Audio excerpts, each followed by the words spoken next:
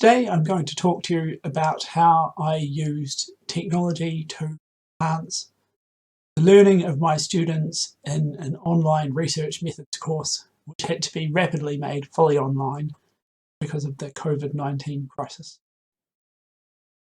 One of the first and most basic things about running a successful online course is trying to make sure all of the materials are easy to find.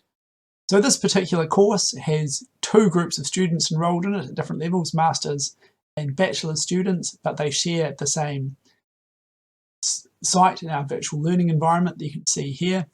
And so when you first arrive in this site, so each student will have different sites for all the different modules that they're involved in. When you arrive in this site, you're immediately greeted on the front page with the handbooks for the course, depending on which course you're particularly enrolled in, and also a timetable which allows you to very quickly orient yourself to what's going on.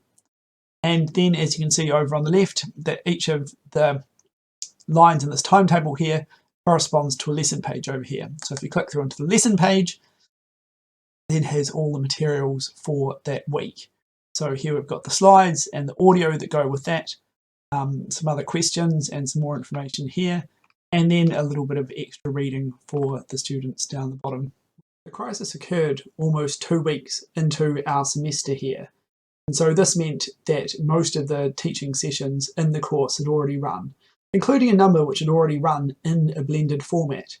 My original, more ambitious teaching innovation was to occur here in week 9-10, where the students would have used a variety of high-quality online resources to learn about different statistical concepts, and then that was to be complemented by an in-person tutorial working through some basic statistical analyses.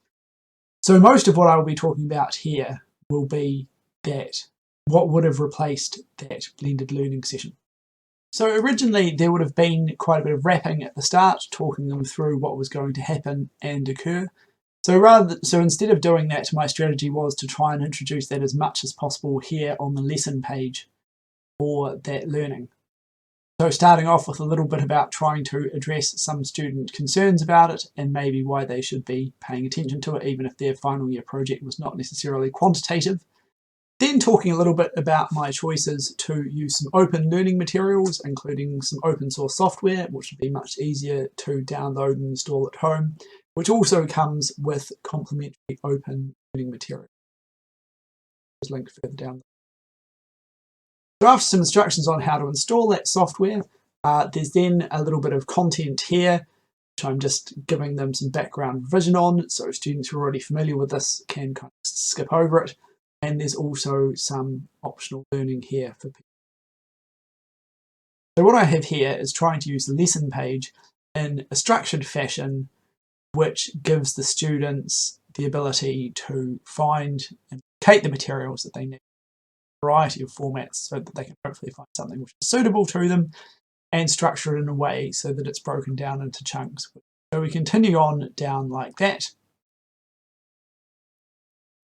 And then finally for the students here, we have a recap exercise which enables them to go through and do a short formative exercise to try and see the extent to which they've got on top of a particular session.